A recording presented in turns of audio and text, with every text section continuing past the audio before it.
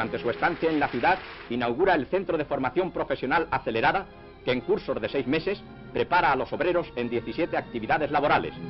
Tras el ministro secretario general del movimiento, explica Franco cómo hemos de avanzar y progresar sin destruir el orden económico. La escuela acelerada, independientemente de las connotaciones que se le quieran adjudicar, yo creo que fue un centro que hizo una gran labor social en Jaén. Yo por mi profesión precisamente pues he conocido un poco la promoción que se hizo con muchas personas, fundamentalmente del ámbito rural, que se formaron en la escuela acelerada, en campos como la pintura industrial, los ajustadores, matriceros, gente de este tipo, que bueno, que buscaron un modo de vida que los sacara de la incierta situación de los jornaleros del campo. Fue además una novedad en un momento en que en Jaén pues, se carecía de instituciones de este tipo. Fue una gran escuela de formación profesional para personas mayores, para personas ya adultas.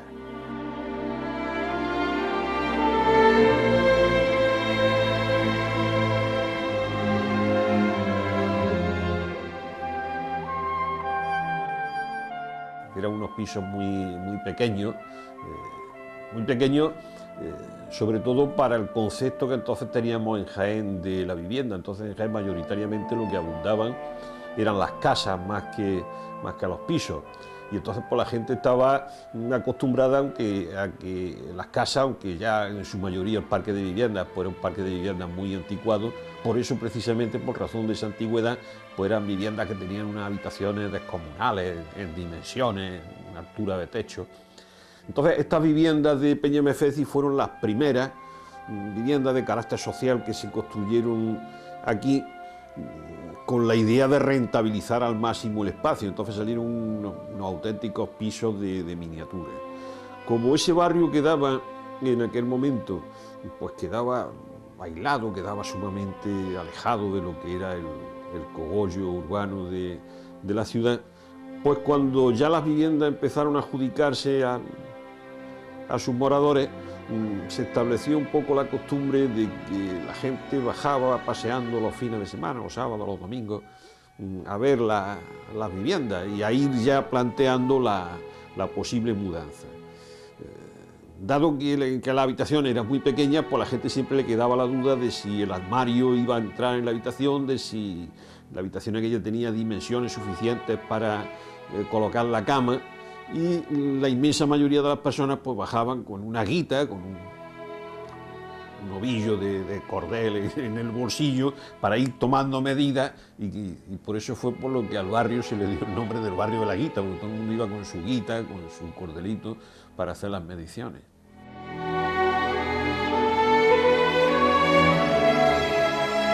La Arquitecto Vergés es una zona para mí de las más interesantes del desarrollo urbano de la ciudad. Aparece en el año 29, del año 25 al año 30 es cuando se va gestionando todo el plan que se llamó Plan del 29, que redactó en aquel momento el arquitecto municipal, que era Luis Vergés Martínez, el padre de Luis Vergés Roldán, y a mí me parece un momento muy interesante tanto del urbanismo como de la propia arquitectura que luego se va creciendo y se va desarrollando en esa parte de la ciudad. Luis Vergés pretendió construir una ciudad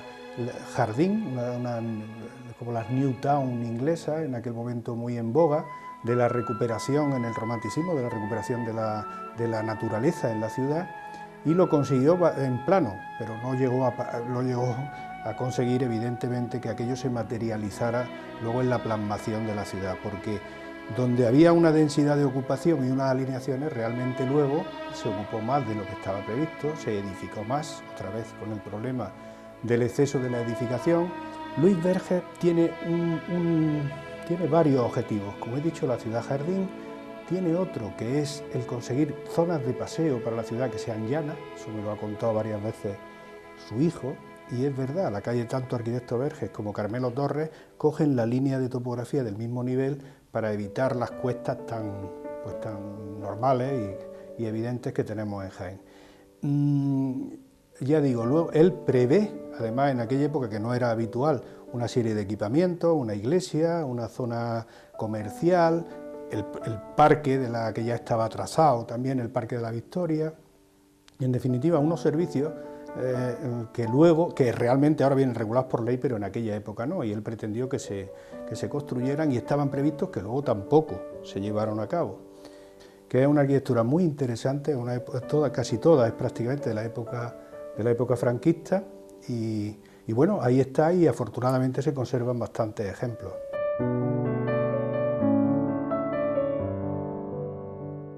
La Fuente de los Caños es una de las muchas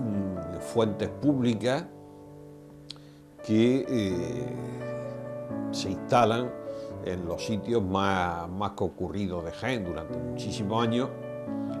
prácticamente hasta tiempos contemporáneos, pues gran parte del servicio de agua de Jaén se surtía a través de los raudales. Había algunos raudales muy copiosos, es decir, que en pleno verano no se acostaban, y luego había otros raudales que cuando llegaba ya la época del verano pues se secaban y cesaba el suministro hasta que el acuífero volvía con la lluvia a rellenarse. Quizá el más significativo de todo era el raudal de la Magdalena, que a través de una serie de conducciones subterráneas pues llevaba el agua prácticamente a gran parte de la ciudad. Otra zona de la ciudad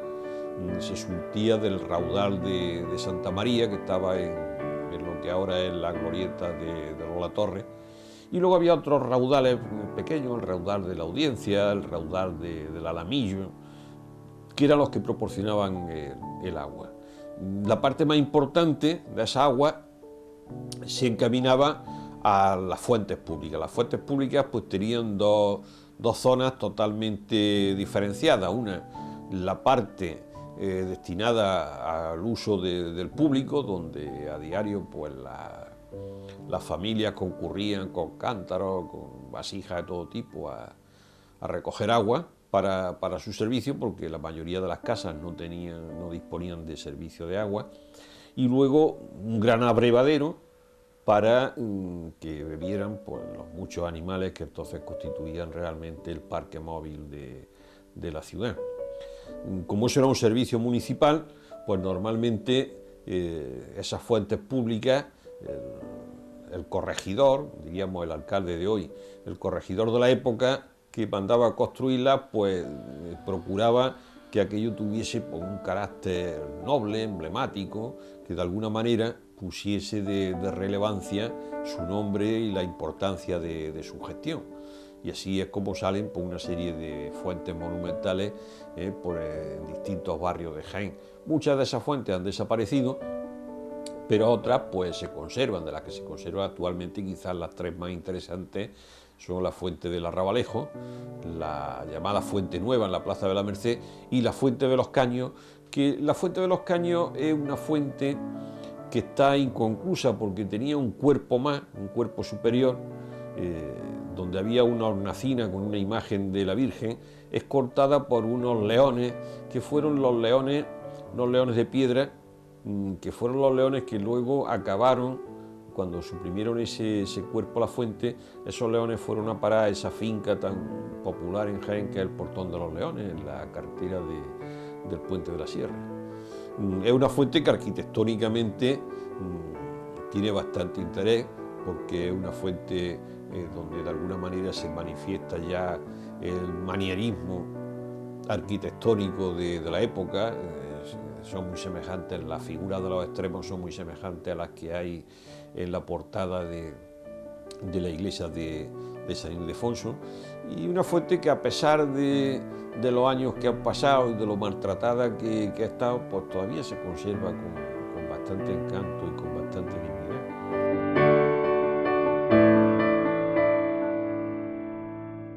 La Alameda de Capuchinos es otro espacio tradicional de recreo de la ciudad de Jaén, un espacio privilegiado también, con unas vistas maravillosas, sobre todo a la derecha, al final, cuando ya vemos El escorzo de la catedral es una maravilla, sobre todo de noche, y es un sitio idóneo e ideal para pasear porque también es plano. En una ciudad con tanta pendiente, encontrar un espacio de ese tipo pues era muy importante, y los jiennenses tradicionalmente la han utilizado para pasear. Se llama de Capuchinos porque al final, donde actualmente está el teatro que se hizo con los eventos del 92, que lo hizo Juan Ruesca, pues había un convento de capuchinos que ocupaba parte del Hípico, que posteriormente allí por eso estaba liberado con la desamortización y se construyó el Hípico. Otra anécdota es que con la piedra de ese convento se construye la antigua plaza de toros de Jaén, la primera, no la actual, sino la anterior. Se desmontó prácticamente y con la mampostería se trasladó. Eso era muy frecuente antiguamente, esa economía de medios, ¿no? Lógicamente. Y bueno, el de Mazas también lo reorganiza y lo adecenta y hace nuevas plantaciones, y es un paseo romántico que todavía, yo creo que los jiennenses, al menos los que vivimos por esta parte de la ciudad, por la otra zona vamos poco, pero que ha ganado, yo entiendo, con la construcción de esas viviendas unifamiliares que rematan el medio círculo del final y que hacen que estén habitadas y que por lo tanto estén más preservadas de otras acciones, y sin embargo no aportan ni ruido, ni incomodidad, ni ningún tipo de mayor circulación y de mayores incomodidades. Es un espacio que a mí me encantaba ver allí a don Bernabé Soriano y a Almendro Aguilar, estatuas de bronce, también no decimonónicas, porque ya las promueve Prado y Palacio también, a primeros del siglo XX, pero estatuas de mucha que se dejan ver porque son de mucha calidad, no están allí.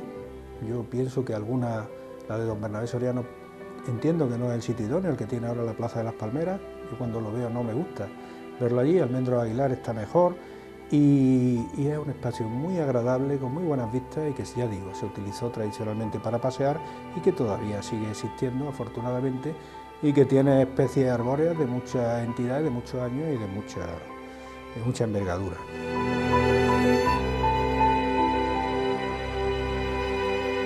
La Plaza de Cervantes es el resultado de uno de los primeros planes de ensanche que se hacen en Jaén en el último cuarto del siglo XIX. Lo que ahora es la calle Colón, pues prácticamente era un callejón que no tenía salida, porque su final estaba cortado por un tramo de la muralla que continuaba entre las casas de la calle de los Álamos y de la calle Cero. Entonces, en 1875, el ayuntamiento, pues, con gran acierto, decide romper ese tramo de muralla para hacer una calle, que es la actual calle Colón, que era bastante más estrecha que en la actualidad. Y a esa calle le dan el nombre de Brigadier Cabrinetti, que era un héroe se había distinguido en la Tercera Guerra Carlista. Y como resultado de esa operación, pues queda un pequeño espacio que era donde estaba situado el edificio de lo que había sido la Real Cárcel, que lo que se dedica en homenaje a Cervantes se dedica como Plaza de Cervantes. Ahí quedaban los restos, todavía queda parte del soportal de lo que fue la primera cárcel real de Jaén, un edificio realmente tenebroso desde el punto de vista penitenciario. Y luego eso pasó a las instalaciones de una fábrica, de la primera fábrica de electricidad que se montó en Jaén, que era una fábrica, una central térmica, y luego a mano de una industria que montó la familia Puga, que era la cerveza El Lagarto, que posteriormente pues se transformaron en la cerveza La Arcaza, que tuvo ahí también sus instalaciones. Concretamente la parte que da a la Plaza de Cervantes, pues era donde estaban las dependencias, donde pedían en el verano las barras de hielo. Una plaza muy recoleta, y una plaza donde originariamente también hubo un gran molino aceitero que perteneció a la familia de los Bonilla.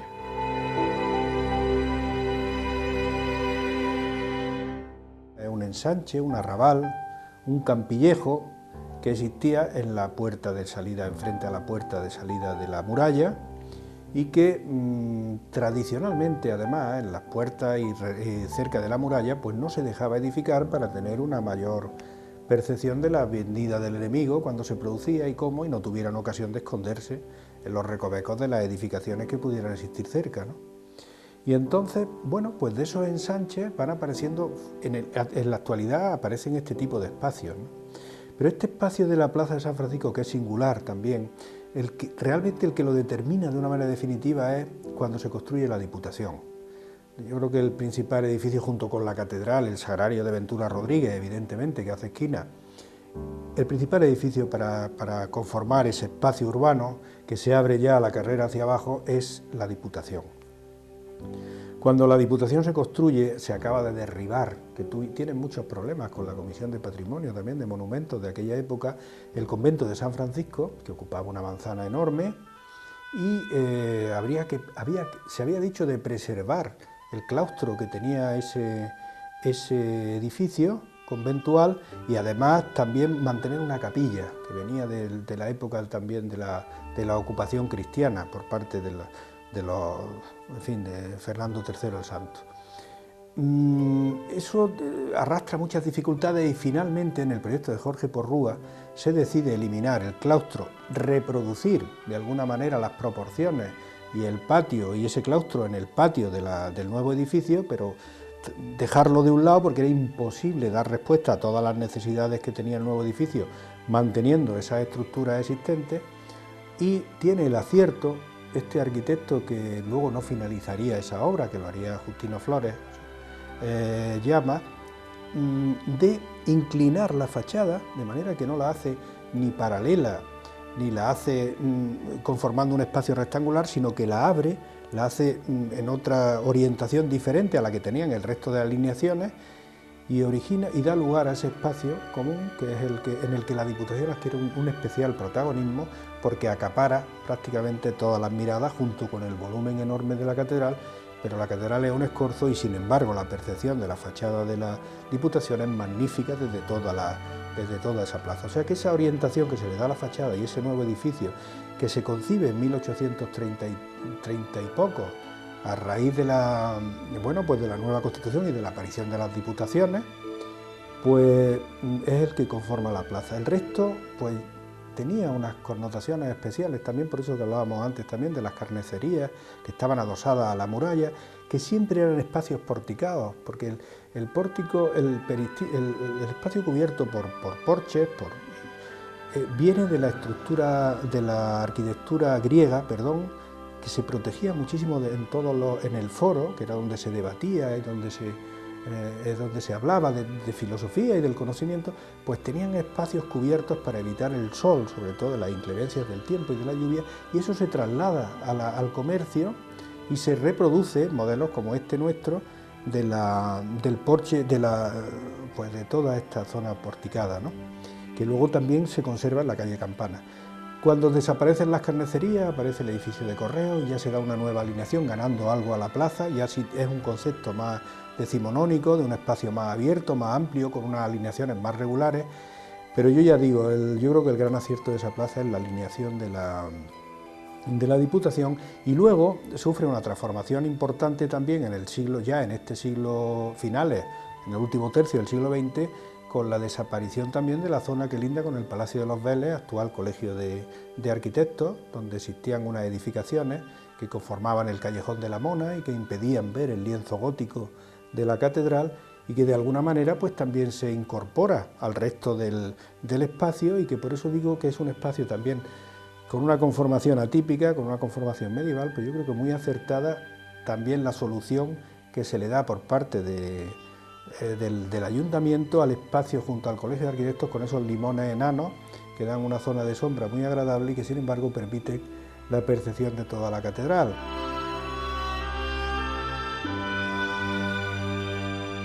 La Plaza de la Audiencia debe su nombre a que en las proximidades de la Plaza de la Audiencia pues estuvo situada inicialmente los servicios jurídicos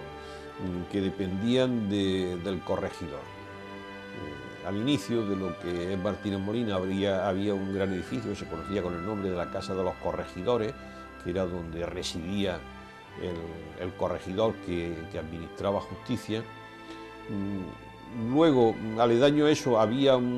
otro edificio que tenía una zona porticada, que era donde estaba instalada la audiencia, y en las proximidades, en la Plaza de Cervantes, era donde estaba instalada pues, la Real Cárcel. Es decir, que toda esa zona de Jaén, pues en realidad lo que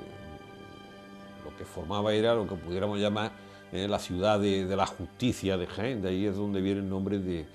Plaza de la Audiencia. En el centro de la Plaza de la Audiencia hubo el proyecto en el siglo XVII de levantar un triunfo, es decir, una columna coronada por una imagen de la Inmaculada, semejanza de la que hay en Granada, en la Plaza del Triunfo, que no llegó a hacerse. Y luego ya en el siglo XIX, que a esa plaza se le da el nombre de Plaza de Cánovas del Castillo, aunque todo el mundo siguió conociéndola por el nombre de Plaza de la Audiencia, pues ese gran arquitecto que fue don Justino Flores Llama, que vivía precisamente en la casa de la esquina, pues remodela todas las casas de ese esquinazo y empieza a construir lo que ahora es el Teatro de Arimelia, que anteriormente pues era el único teatro que había en Jaén. Y también por ahí tenía su entrada un gran casino, que era el Casino Español. En un sitio característico de la Plaza de la Audiencia durante muchísimos años pues era la farmacia, todavía sigue abierta, aunque ya totalmente modernizada, la farmacia de don Antonio Roldán y Marín, que era la única farmacia que en Jaén tenía la categoría de proveedor de la Real Casa. Hasta tiempos muy recientes, el cristal del escaparate tenía la impronta con el escudo de la Casa Real y el nombre proveedor de la Real Casa, hasta que ese vandalismo que ahora asola las calles de Jaén, pues a pedradas destrozó el escaparate y acabó con una auténtica reliquia histórica de Jaén. Las lavadoras Zanussi que vi en órbita poseen tercera toma automática, filtro anterior y completa programación de lavado, y sus precios no tienen competencia. Si una lavadora tiene todo esto, solo puede ser Zanussi. Una garantía que vale.